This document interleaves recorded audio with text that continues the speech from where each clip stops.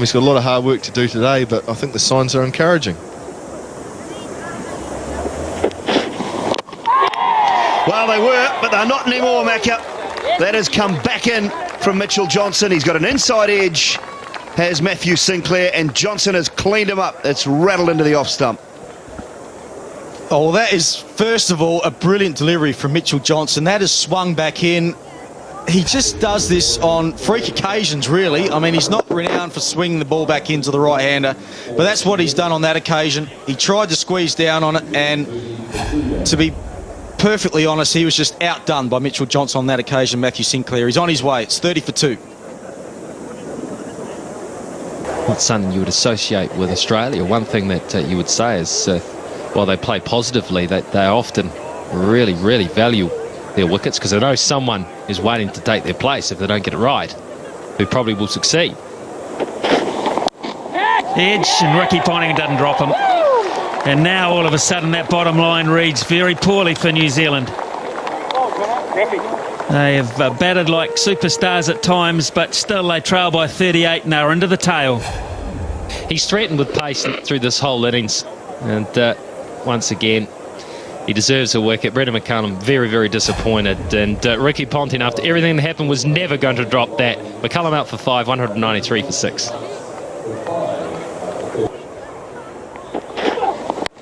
Edged and gone. Ricky Ponting again takes the catch at second slip, and they have now lost their 7th wicket. Oh, good catch. Really good catch from Ricky Ponting. His 3rd now. Healthy outside edge, reverse cup, away to his right, and he picks up a very good catch. So Jeetan Patel has to go. Another good partnership has been broken. New Zealand are just in front by 3 runs. Patel goes for 7. It's 234 for 7.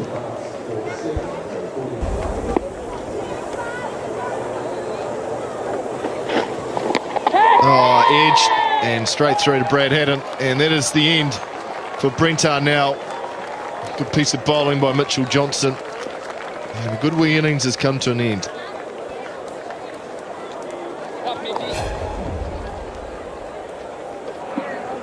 Just had a little fiddle at that. Feet didn't really move. Ball before that had tickled him up just a little bit, and the next one got him out. Out for 7, 263 for 9.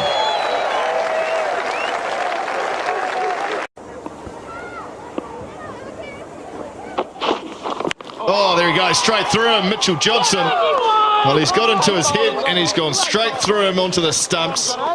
A standing piece of bowling, and New Zealand lose their 1st wicket. Great bowling, Mitchell. Good bowling, Mitchie. Yeah, he just hasn't got off the crease here. He stood there, maybe pushed back. Very quick delivery, 150, provided the gap, boom, into the top of middle and off. A plan comes together. That's what the plan was about, I believe. And McIntosh has got to go. He's out for 19, 40 for 1. New Zealand 40 for 1.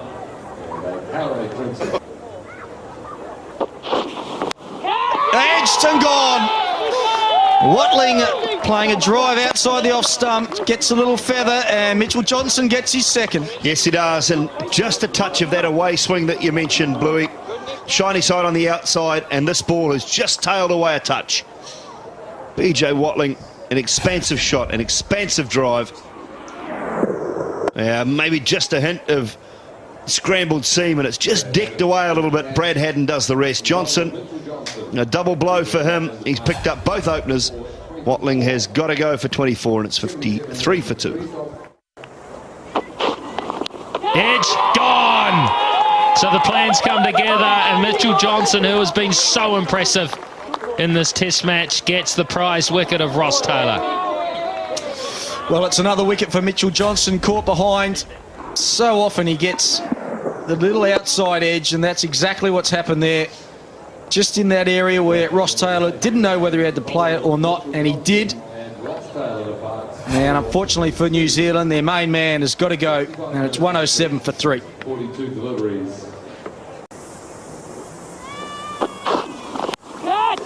In the air and gone.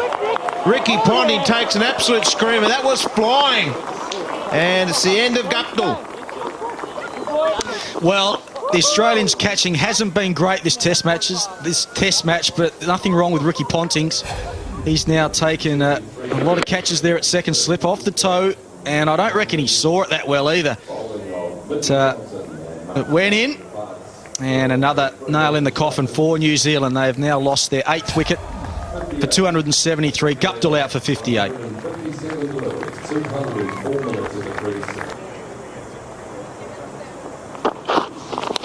Nicked and gone. Yes, that's the end of Arnell. And a little fine nick. And he's gone. Yeah, well done to Mitchell Johnson. Gets his fifer. Now taking 9 wickets for the test match. What an excellent end to the summer for him. And another edge behind. Just fends at it. And Brad Haddin does the rest. The pumped up Mitchell Johnson. Well bowled. And New Zealand, 1 more wicket up their sleeve. 295 for 9. It's swung away in the air. Michael Clark is getting under it. And there it is. Australia have won the test match. And Mitchell Johnson gets 6. And he also gets 10 wickets in a test match. So well done to Mitchell Johnson. He gets a bit of a break now. He put his feet up for a couple of months. And Australia, well, they've won this 2 test match series 2-0. Thoroughly deserved the 2-0 win. And Michael Clark ends up taking a fairly comfortable catch. So it's all over. Australia win 2-0.